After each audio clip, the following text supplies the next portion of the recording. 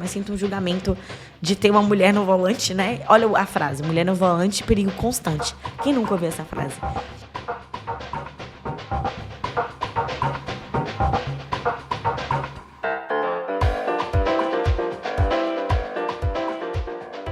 Se você escolher casar, se você escolher não casar, se você escolher ser esposa troféu, faz uma reserva de dinheiro se escolher isso. Mas se você escolher ser uma empresária fodástica, você não precisa seguir um caminho só a vida toda, tá, nega?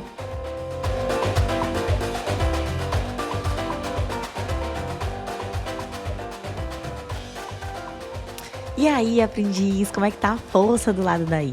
Se você tá chegando aqui agora, que eu tô vendo que tá chegando um monte de gente nova aqui no podcast, não Aprendi com Manhã. Meu nome é Indiara Vitório, sou baiana de Feira de Santana, a segunda maior cidade da Bahia. E esse podcast ele vem sendo criado desde 2023, no intuito de passar pra frente o que eu aprendi com manhã, com as mulheres ao meu redor, as minhas tias, que são pra mim a minha base, minhas tias, minha avó e manhã, e as mulheres também do meu dia a dia agora, enquanto mulher adulta, né? Eu tenho amigas incríveis que eu aprendo muito, eu quero pensar e repensar significados, ressignificar as coisas e analisar o que eu quero ou não levar pra frente. Tá bom? Então seja muito bem-vindo, muito bem-vinda, muito bem-vinde por aqui, aprendiz nega. Espero que sua força esteja boa do lado daí. Nesse momento eu tô com sono, tanto é que os outros dias eu tava gravando sempre um videozinho pro Instagram, mas hoje eu vou gravar só o áudio. Vou intercalar, né? Produzindo uns vídeos, uns episódios em áudio e outros em vídeo. Vamos lá. Hoje, como eu não tô com carisma para vídeo, eu vou produzir apenas o episódiozinho, até porque eu tô botando esse episódio aqui em cima da hora. Quase desistia dele, só que aí eu fui ver os insights do Spotify e falei, pô, tá indo bem, vou lá. Eu tava com essa ideia aqui desde domingo, mas tava na correria. Enfim, sem mais delongas, no último domingo, agora do mês de maio, né? No segundo domingo de maio, é o Dia das Mães no Brasil. Aqui em Portugal é no primeiro domingo de maio. Então, no primeiro domingo, eu fui pra casa da minha sogra e tal, passei lá junto com meu querido, a minha cunhada, meu sogro. E nesse último domingo eu mandei uma lembrancinha pra amanhã no Brasil. E é sempre muito bonito, né? As declarações de Dia das Mães. Foi um dia muito delicado, porque foi o primeiro Dia das Mães sem a presença física de vovó. Era um momento em que todo mundo ia lá pra roça, ia pra casinha de vovó. Então foi um momento muito delicado, de muito sensível, né? De muita saudade mesmo. Eu acabei vendo ali uns vídeos que minhas tias, minha mãe mandou no grupo, relembrando a memória ali de vovó. E eu venho sempre lendo isso, né? De que enquanto a memória é celebrada, você ainda tá com a pessoa ali perto de você, né? Ainda tem a vida dela. Ela ainda existe. Agora mesmo eu tô lendo um livro muito bom mesmo. E aí fala muito sobre isso, sobre memória e tal. Eu Tituba, Bruxa Negra de Salem. E fala, né, sobre fala de uma mulher escravizada, da família dela. E, enfim, tem uma parte que ela fala, né, a mãe dela morreu, porque foi se defender de um ato violento. E ela foi enforcada como exemplo para os outros escravizados. E é sempre isso, né? A mulher negra sempre tem uma resistência. Eu venho assistindo muita coisa produzida por pessoas pretas, ultimamente. E quando tô assistindo essas coisas, sempre tem uma referência do porquê. E eu acho que é importante a gente, enquanto pessoas negras, escutar conteúdo em que tem essa identificação, porque às vezes a gente sente que não tô sozinha. Porque tem coisas que passam na nossa cabeça que você pensa, eu não sei vocês, mas eu penso, será que eu tô maluca? E aí você vê coisas que você se identifica e você vê que você não tá maluca, né? Aí, eu tava pensando sobre o maternar.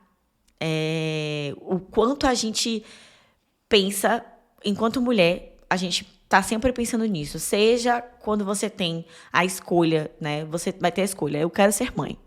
Você vai ter a escolha, eu não quero ser mãe. Que bom que hoje a gente tem o direito de ir e vir, de dizer não quero ser mãe. Mesmo, e assim, eu acho que as duas escolhas acarretam ali a responsabilidade e e a pressão, né, da sociedade. Eu estava escutando um podcast do Leandro Carnal e da Gabriela Prioli, e o Leandro Carnal ele fala: cada escolha implica uma perda. E é exatamente isso. Quando você escolhe ser mãe, você vai estar escolhendo perder algumas coisas, consciente ou inconscientemente. E quando você escolhe não ser mãe, você também escolhe perder algumas coisas.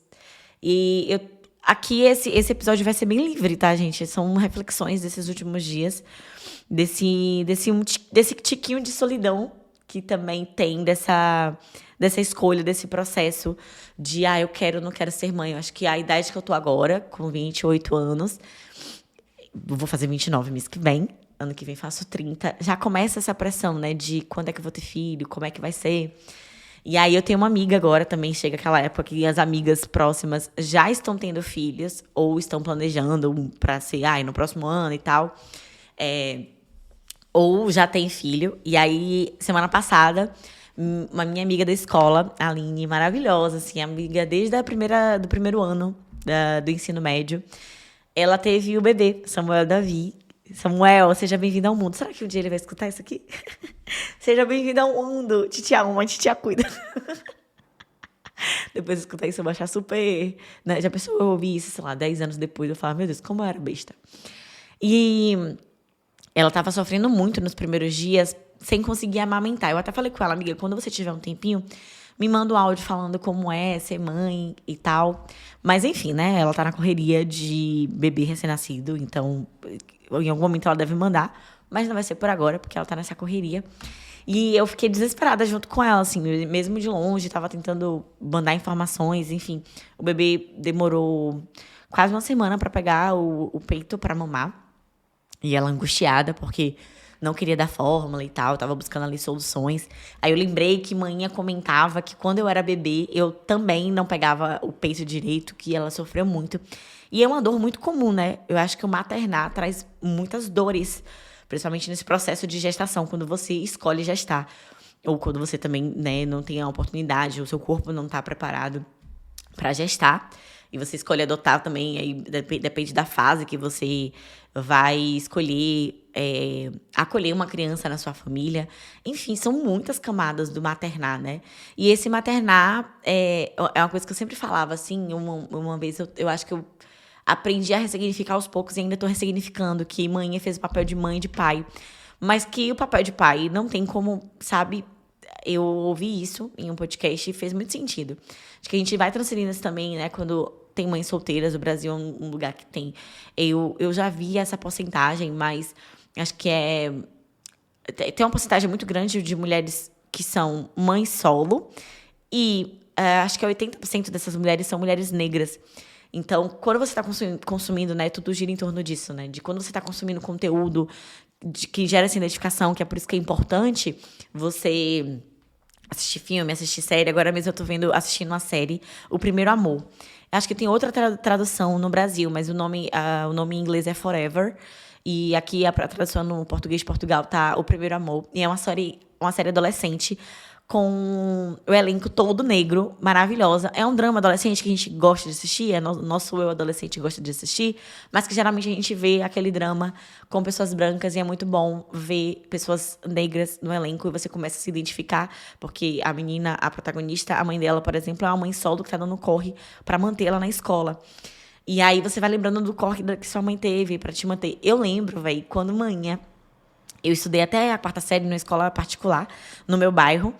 E eu lembro que eu me pagava 30, 40 reais. E direto, naquela época, né? Anos 90 para início dos 2000. Mãe atrasava a mensalidade e vinha lá na minha caderneta. Olha, tá atrasada e tal. E era muito constrangedor eu saber que mãe estava devendo. E aí eu sempre gostei muito de estudar, era muito nerd. E manhã... Quando eu fui pra 5ª série, mãe queria me botar em uma outra escola, que era ideal. Que era da 5ª, 8ª série, mãe queria me botar nessa escola particular também. Porque a escola particular, o mundo mágico do saber, eu sonhava até ser professora lá. Mas nem existe mais essa escola. E aí, eu vi ali, era de bairro mesmo, muito simples. Mas eu não estava indo pra escola pública. Porque no nosso bairro, ele não chegava a ser uma favela, mas era próximo à favela. E tinha ali as redondezas, que a galera dizia que era mais perigoso. Os adolescentes eram mais rebeldes, as crianças eram mais rebeldes. E manhã ficava com muito medo, porque eu era muito bestalhada. Quando era criança, também eu ficava com medo de eu ir pra escola pública e tomar pau. Porque, gente, tinha umas pressão, assim, nessa época de escola pública de... Ah, se você brigar na escola, você apanha e tal. Era uma parada bem tensa. E aí, na quinta série, a mãe não conseguiu me botar na ideal, tentou negociar, tentou conseguir uma bolsa. Não rolou, ela também tinha pouco conhecimento, assim. Enfim. Então, da quinta até o terceiro ano, eu estudei em escola pública e era caótico. Eu lembro que no meu primeiro ano, na quinta série, eu peguei greve estadual, já era uma escola do estado, e aí manhã eu chorava, assim, manhã já não aguentava mais em casa, porque eu chorava porque eu queria ir pra escola. Enfim. E aí, quando eu acho que eu tinha tanto essa memória de que manhã sofreu muito para me criar sozinha, e eu não conseguia identificar que eu poderia ter uma família, porque eu sonhava ter uma família ali. Naquele cenário, eu sonhava ter um pai, uma mãe, sonhava ter condições melhores, sonhava ter uma casa, enfim. Eu acho que se você não conhece um pouco da minha história, tá caindo aqui de paraquedas, tem vários episódios que eu conto um pouco mais, e eu sempre interligo a minha história com histórias que eu escuto, histórias que eu presencio, histórias que eu leio, histórias que eu assisto. Então tem sempre esse mix aí para chegar em uma mensagem, seja de solução, de cura ou só de reflexão para você deixar aí os BO na tua mente para tu resolver. E eu lembro que manhã ficou nesse período ali, e aí eu sempre... A imagem que eu tinha era de que eu não conseguiria ter uma família legal como eu sonhava ter quando eu era criança. Porque mãe me criou, eu sou muito grata, eu mandei uma canequinha pra ela, agora no Dia das Mães, uma lembrancinha que tava assim, benção manhã, e é uma coisa que eu falo pra ela todo dia, né? Manda mensagem pedindo a benção. Não sei de que região você é no Brasil, de onde você me escuta nesse momento, me diga aí. Mas na Bahia a gente tem muito isso de pedir a benção. E todo dia de manhã, quando eu ia trabalhar também, eu ia pra escola e tal, eu pedia a benção amanhã. E aí eu mandei uma xícarazinha, ela amou. E aí eu sempre admirei muito como mãe me conseguiu criar, apesar de hoje conseguir identificar o que deu certo, o que não deu certo. Agora mesmo eu tô com a questão na terapia, que minha terapeuta falou assim, Jara, você é terapeutizada. Se não fosse isso, eu te daria alta, mas a gente precisa entrar nessa questão porque você tá fugindo. E não sei se você consegue perceber, mas que tudo gira em torno disso. Então, é uma questão que envolve mãe, que talvez algum dia eu venha falar sobre isso, mas que dói muito, né? Então, é uma ferida que tá aberta e que eu preciso curar. E aí, na minha cabeça, eu não queria ter filho, gente. Eu falava que eu não queria ter filho, que eu ia ser a tia rica que ia viajar o mundo. E depois de uns anos, depois dos 20 e tal, eu comecei a namorar e tal. A pessoa que eu namorava naquele momento era legal, eu falava sempre que queria ter filho. Eu falei, então acho que eu quero ter filho. Mas sempre muito sem levar a sério. Com os 25, eu acho que eu entendi, não. Eu acho que é possível ter relações saudáveis e legais. Quero ter filho, sim. Nesse período, eu fui entendendo que era uma vontade minha, né? Eu acho que eu tava muito seguindo o fluxo ali. Quero ter... Eu amo criança, eu amo bebê, eu sou apaixonada, apaixonada, apaixonada. Sabe de gente que fala assim, eu prefiro cachorro do que criança. Eu gosto de cachorro, mas eu amo criança. Então, eu vou ser a pessoa que eu vou amar um bebezinho. Eu sou muito besta por bebê. Eu era...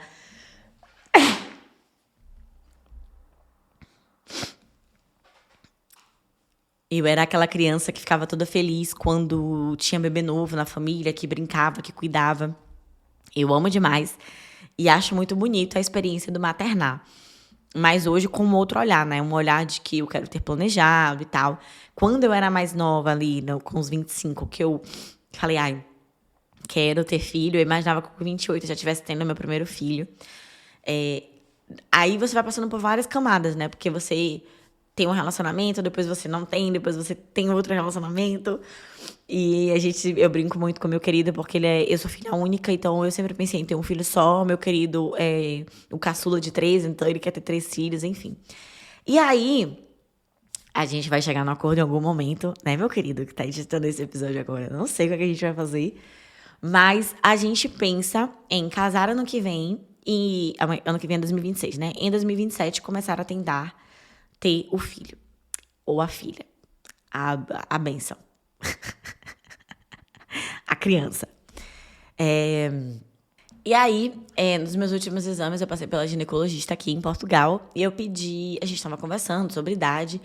Segundo ela, naturalmente, com 35 anos, as mulheres produzem menos óvulos, né? Tem menos fertilidade, é uma parada assim. E ela falou, quer fazer um teste de fertilidade? Eu falei, vamos lá, vamos fazer. Como é que faz isso com uma pessoa ansiosa, né? Procurando sarna pra se coçar, menina. Aí, fiz o teste de fertilidade.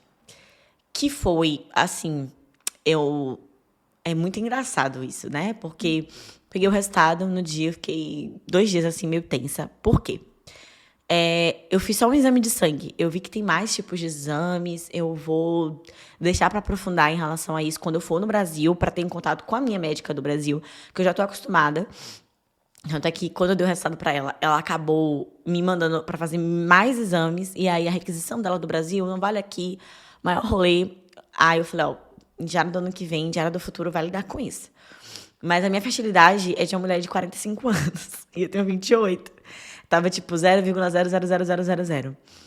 E eu fiquei muito tensa no dia, me deu vontade de chorar. E veio um mix de emoções, assim. Porque eu tenho endometriose, que realmente pode atrapalhar na fertilidade, mas eu não imaginava que eu tivesse ali, né, com essa... É o relógio biológico, né, da mulher.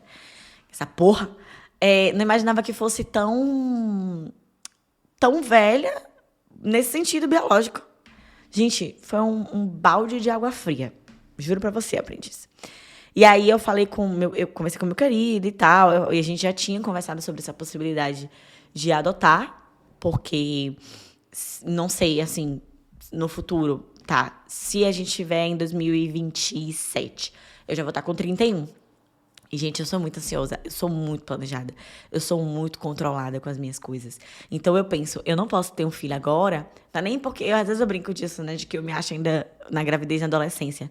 Que a manhã, ela quis tanto me privar de ter uma vida sexual, de entender sobre as coisas e tal. Eu morria de medo, porque era um dos tabus, que eu não podia pegar barriga. Eu lembro, era exatamente essa frase. A menina de Tânia, essa menina espivitada, essa menina é espótica, essa menina vai pegar barriga cedo. Muito danada, muito pra frente, porque eu sempre fui muito comunicativa. Só que eu era comunicativa com homens, com mulheres, com pessoas da minha idade, com pessoas mais velhas. E isso, pra minha idade, pra Indiara adolescente de 2000 e alguma coisa ali, era lido como eu ia pelo mau caminho. E fora o fato de eu não ter um pai presente, eu consigo perceber hoje, visivelmente, o quanto não ter uma presença de um homem dentro da minha casa que mandasse-me, que controlasse a minha vida, parecia que tirava o meu valor, parecia que me desviava do caminho do Senhor. Olha só a hipocrisia, viu, gente? A gente tudo macumbeiro na minha família. Minha avó mãe de santo, meu tio pai de santo. Na época eu ainda não ia no terreiro dele, mas tinha esse tabu de que eu tinha que casar virgem e tal. Eu acho que tudo isso era para controlar o corpo, e eu sentia essa pressão muito forte comigo, porque não tinha um pai ali presente. Comigo e com uma outra prima, tanto é que essa outra prima também era só a mãe dela. E essa outra prima seguiu esse rolê todo, que isso não é do candomblé, tá, galera? Era coisa do terreiro do meu tio, que foi por isso que a gente se desentendeu e que eu fui expulsa do axé, desse controle do corpo. E isso não era da minha avó também. Minha avó tentava aconselhar, tentava guiar, mas minha avó nunca quis controlar e manipular ninguém como esse meu tio fazia. Faz, né? Ele ainda tá vivo. E aí eu me sentia, não sei se mudou, tem muito tempo que eu não falo com ele, enfim, mas eu me sentia muito coagida e muito medo. E o medo, pra mim, sempre foi uma parada que envolvia ali eu sempre desconfiava, eu sempre fui muito questionadora também. Então, mãe sempre falava, a Indiara é muito queixuda, a Indiara é muito ousadinha. E aí veio esse rolê da fertilidade. E eu tava conversando também sobre isso domingo com minha amiga, a gente falando sobre candomblé, sobre espiritualidade, sobre energia, sobre a fé. E ao mesmo tempo me veio uma coisa falando assim, calma, na hora certa, vai acontecer. E aí eu liguei pra manhã, e manhã falou, minha filha, você não lembra que falaram a mesma coisa pra você? Quando eu tive você, como se eu fosse lembrar, né? Como se eu estivesse lá. Mas é a história que ela conta. Ela, mãe não podia ter filho, era considerada estéril, 35 anos. Para aquela época, 35 anos era velha para ter filho. Há 28 anos, 29. Foi em 1996, quando eu nasci. E o médico disse, Indiara, Tânia, você não vai conseguir ter filho. Veio uma entidade que é meu padrinho, que eu sinto muita falta, que eu sinto muita energia, muita proteção. Eu me sinto muito abençoada, muito protegida, assim, de todo mal. Eu me sinto. E acho que isso vem muito da espiritualidade das entidades que eu carrego. E principalmente dessa também, que é meu padrinho. Falou, moça Tânia, faça uma simpatia, assim, tal, tal, tal, tal, tal. Sua filha vai nascer mulher e vai nascer de Yansan. E acho que menos de um mês, mãe engravidou. Durante a gravidez, foi uma gravidez de risco. Falavam que a menina vai nascer abaixo do peso, vai nascer com algum problema, vai nascer com isso, vai nascer com aquilo. Nasci saudável, com quase 4 quilos. No dia da cesárea foi uma agonia. Dia de São João, meus parentes, né, meus tios, foram todos bêbados pro hospital. A entidade do meu tio veio, conversou. Enfim, veio todo um rolê ali e eu nasci bem. Então eu acredito muito no poder da fé e da espiritualidade. E aí, quando mãe me lembrou disso, mãe, minha madrinha, eu falei, eu vou entregar nas mãos do Senhor e dos deuses, de Yansan, de Xangô, de Oxóssi, de meu pai boiadeiro, enfim.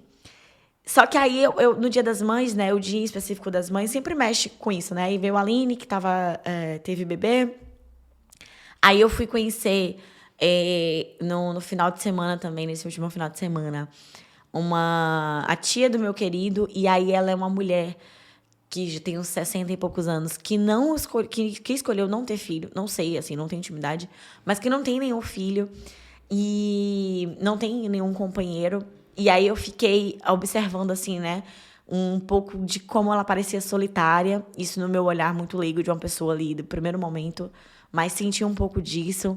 Aí, ao mesmo tempo, pensei, mas mãe me teve e tá lá meio que sozinha também no Brasil, apesar de ter a comunidade, é uma coisa que eu venho sempre tentando internalizar, tratar na terapia, né, de que não é que eu abandonei mãe, eu tenho muito medo do abandono. Eu tenho muito medo do afastamento. E isso é uma memória que foi criada pela escolha do meu pai de não me ter na vida dele, de eu ter corrido atrás dele e ele simplesmente recusar. E aí, esse lance voltando lá para aquela frase do início, né, de cada escolha implica uma perda. Eu acho que isso gira em várias escolhas que a gente tem. Eu também tô meio nostálgica essa semana, porque eu completo, nesse mês de maio, dia 19 de maio, eu completo 6 anos que estou morando fora. Ano passado, nesse mesmo momento, eu também estava fazendo o Caminho de Santiago. Então, vão dando, assim, várias reflexões nesse período de concretização das coisas, de assentamento, né? Assentar as coisas. Tem um significado assentar as coisas também no candomblé. E quando trago essas reflexões para você, eu não sei em que momento você está na sua vida, qual foi a escolha que você teve. Eu acho muito admirável a mulher que consegue ter essa escolha muito clara, né? Porque, por exemplo, hoje eu imagino que eu quero gestar. Eu acredito que essa seja a minha escolha final. Mas eu morro de medo do processo, eu morro de medo da mudança do corpo. Eu tenho uma autoestima que oscila muito. Eu tenho uma facilidade de ganhar peso. Agora mesmo vou fazer um episódio sobre isso, mas estou num processo de bater cabeça mesmo com essa autoestima, de olhar no espelho e meu corpo, depois do luto da minha avó, tem anos que eu não me peso, acho que eu já falei aqui. Tem anos que eu não me peso. Parei de me pesar porque eu me cobrava muito. Eu era aquela pessoa que ia pra academia e ficava me pesando todo dia. E eu aprendi a ir pra academia pelo meu corpo, pela Indiara do futuro, pela Indiara que quer ser uma senhora saudável, ser uma coroa gostosa, ser uma mãe que consiga fazer ali movimentos. Eu vejo quanto meu corpo tá forte no pole. E já tem um ano que eu tô fazendo pole. E eu faço pra isso, mas comecei a sentir no meu corpo algumas mudanças, meu colesterol aumentou. Quando eu fui ver, eu tava pesando um peso que eu nunca tinha pesado na minha vida. E aí eu falei, tá, eu não gosto do rótulo de estou de dieta, mas eu estava muito cansada de me olhar no espelho e me sentir mal. E é muito louco, porque isso vem de uma pressão estética externa que fica internamente numa vozinha na nossa cabeça. Tipo, é uma pressão totalmente externa, mas que internamente na nossa cabeça tem uma pressão ali, uma vozinha, um zumbido. E vou falar sobre isso depois em algum outro episódio, porque eu tento primeiro elaborar os meus sentimentos, entender o que eu tô sentindo, né? Eu tô fazendo uma consulta com um nutricionista e tal, pra poder conseguir falar com vocês sem chorar. Mas é isso, assim, eu não sei qual é a sua escolha do lado daí, mas eu quero que você pense hoje, assim, enquanto mulher, a pressão é muito maior, né? Não tem uma pressão tão grande. A vida do homem não muda tanto. É o que eu falo muito com o meu querido, que ele, ai, quero ter 3 filhos. A vida dele não vai mudar tanto quanto a minha. E isso eu sabendo e tendo a certeza que ele vai ser um pai 100% presente. Não é um pai que vai ajudar, não é um pai que vai, sabe? É um pai que vai fazer a parte dele. Aqui em Portugal mesmo eu fiquei muito feliz em saber que a licença paternidade é o mesmo período da licença maternidade. Acho que são 4 a 6 meses, uma parada assim. Sendo que no Brasil é esse absurdo de 5 dias. Ou seja, a sociedade quer sobrecarregar a gente. E aí, pensando nisso, né, a Aline, voltando ali também pra Aline, é o quanto a gente quer equilibrar os pratinhos da vida, né, da carreira, de tudo, assim. Ser uma boa mãe, ser uma boa mulher, ser uma boa esposa, ser tudo o que a gente escolher. Se a gente escolher também, eu quero ser viajante, quero ser mochileira, quero ser solteira, quero explorar o mundo, quero ser a tia rica. Tudo vai ter um peso, sabe? Vai ter uma sobrecarga que vai ser maior do que a sobrecarga que é depositada no homem. Então, é importante você ter certeza dessa escolha e também se permitir mudar a rota no meio do caminho, né? Eu acho que quando a gente novo vai construindo essa identidade, essa vontade ali, mas você também consegue idealizar. Hoje eu tento abrir mão um pouco do meu controle e deixar a vida acontecer, porque a vida acontece. Nós não temos controle sobre tudo, principalmente porque nos relacionamos com pessoas e, de forma geral, a gente precisa da comunidade, a gente precisa do outro. Então, controlar tudo é impossível, porque a gente pode controlar o que tá na gente, às vezes, né? A depender do que seja. Mas muitas vezes a gente vai ter também a reação do outro, porque vivemos em relação, vivemos em comunidade. E aí a Aline, quando ela chegou em casa do hospital, a gente mandou, né? Eu e minhas amigas, somos um grupo de 5, que somos amigas desde o primeiro ano do ensino médio. Uma delas já é mãe, a Aline agora é a segunda a ser mãe. Aí você já começa a ver, assim, porque todas nós, né, somos 5, temos a mesma faixa de idade. Então agora faltam 3 contando comigo. E aí a gente mandou uma cestinha pra ela de Dia das Mães, né? E também para ela chegar em casa, tá? Mandamos uma cestinha para ela com vários mimos assim, e estávamos pensando no que fazer, né? E aí ela tava um dia antes dela parir, ela tava trabalhando que nem uma louca. Ela é advogada, tava levando o trabalho para casa para poder adiantar. E a gente falando no grupo, amiga, descansa, amiga, dorme, amiga, calma, amiga, desacelera. Ela ganhou peso nesse processo que é totalmente natural, que é por isso que eu acho que eu não tô preparada psicologicamente para ter um filho ainda, porque eu sei que é um processo natural do corpo ganhar peso quando você tá gestando. E, enfim, eu sofro muito quando ganho peso.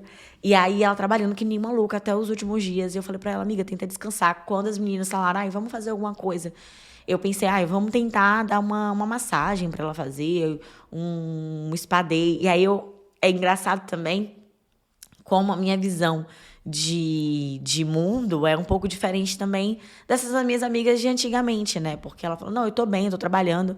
E aí minha amiga falou, eu não sei se ela vai querer ir fazer a massagem. Eu falei, gente, quem não quer uma massagem relaxante? Porque eu acho que é isso. Enquanto mulher, sabe aquela coisa de que mulher consegue fazer tudo, mulher é multitarefa? Não, tenta fazer uma coisa de cada vez, porque desgasta prestar atenção em duas coisas ao mesmo tempo, por mais que a gente consiga. Mas eu não quero que a gente se coloque na caixinha de eu quero ser mãe, eu sou só mãe, eu sou só a noiva de alguém, eu sou só podcaster, eu sou só produtora de conteúdo, eu sou só empresária. Eu não quero ser uma coisa, eu sou múltipla. Eu quero ser tudo isso, sabe? E um pouco mais. E eu quero o auxílio da minha rede de apoio para poder ser muito mais. Para poder me guiar nessas escolhas, me guiar, me guiar.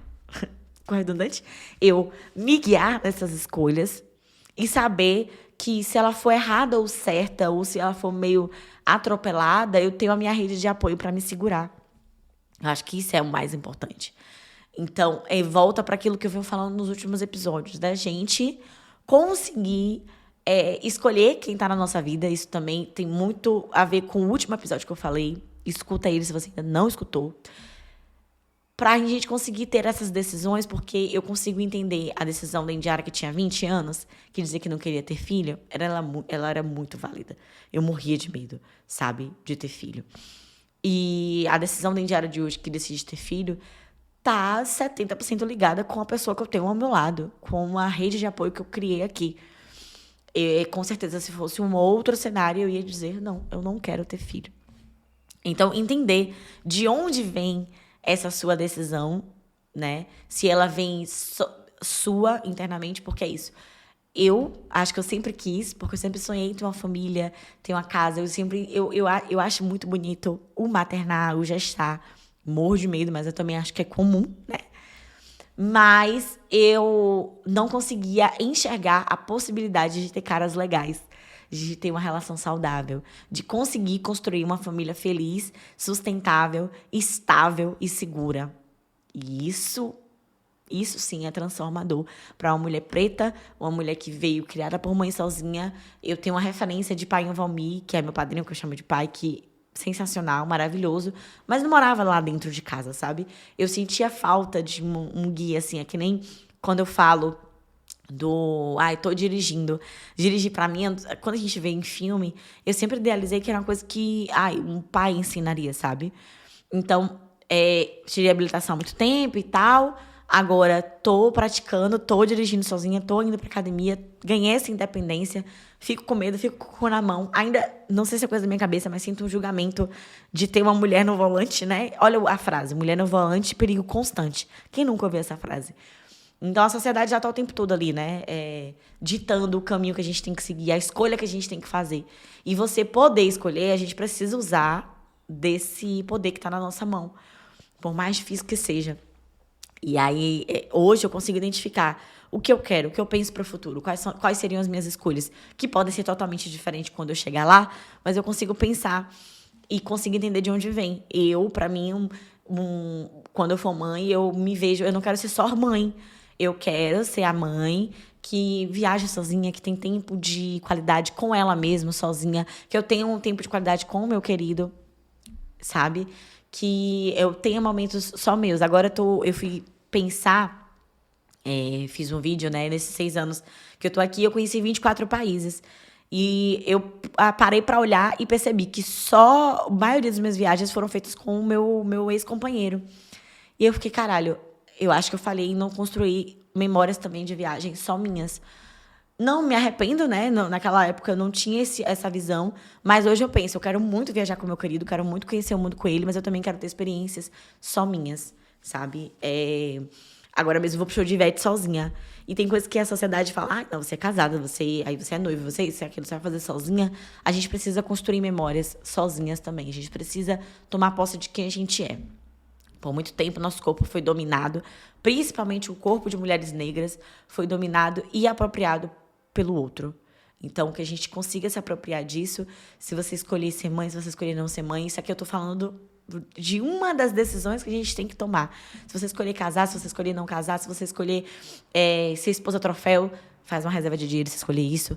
Mas se você escolher ser uma empresária fodástica, você não precisa seguir um caminho só a vida toda, tá, nega? Esse caminho, ele pode mudar, ele pode se ressignificar. E pensa na escolha que você está tomando hoje, o que ainda tem aquele seu trauma e o que hoje já é um pouco da sua cura, tá? Desfrute da sua cura. Ai, Senhor, é isso, né? Vamos que vamos. Será que eu te encontro na próxima quarta-feira? Como é que eu te deixei depois desse episódio? Gente, me conta aqui na caixinha, me diz isso só. Tu quer ser mãe? Quer não ser mãe? Eu vejo muito da galera que produz conteúdo, que virou um nicho, né? A gente tá todo mundo prenha. E eu fico pensando, aí eu fico idealizando o que eu quero e o que eu não quero fazer. Porque meu querido mesmo, ele vive falando que não vai deixar eu expor nosso filho nas redes sociais. E aí eu fico, faz sentido, você está certo, mas eu vou querer expor. Enfim, várias questões em Diário do Futuro, tentando viver o presente. que é o mais importante, Engenharia do Futuro vai lidar com tudo isso. Mas eu acho que quando a gente vê nessas mensagens do Dia das Mães, ai, mãe forte, batalhadora, mãe que conseguiu isso, mãe que conseguiu aquilo, as declarações, tudo mais, gente que perdeu a mãe, que você aprende a dar valor depois que perde algumas coisas, enfim. Tantas camadas, tantas experiências. Todo mundo tem mãe, essa é a experiência que todo mundo vai passar. Todo mundo tem mãe, todo mundo vai perder uma mãe. E nem todo mundo vai querer ser mãe. E a gente precisa também normalizar isso. É isso. Te espero próxima quarta-feira. Foi aí um mix de sentimentos. E espero ouvir um pouco de você no nosso Instagram ali. Me manda um direct contando um pouco do que você achou sobre esse episódio. No @aprendicommanhã. Segue lá. Ou, enfim, eu tô pensando em criar um canal no WhatsApp. Talvez eu crie pro próximo episódio. Mas pode me mandar ali um direct no Instagram, que eu vou adorar te ouvir, ou deixar aqui na caixinha do Spotify. Lembra de dar 5 estrelas se você ainda não deu, seguir e compartilhar com outra pessoa o podcast, porque eu tenho certeza que vai ser uma conversa que depois você manda para uma amiga e depois vocês podem conversar sobre isso. Acho que vai ser muito legal aí para poder desenvolver ideias ou trocar assuntos que você talvez ache delicado, que você não consiga chegar na pessoa. Manda esse episódio para ela. Um cheiro, aprendiz. Um cheiro e até a próxima quarta. Se cuida.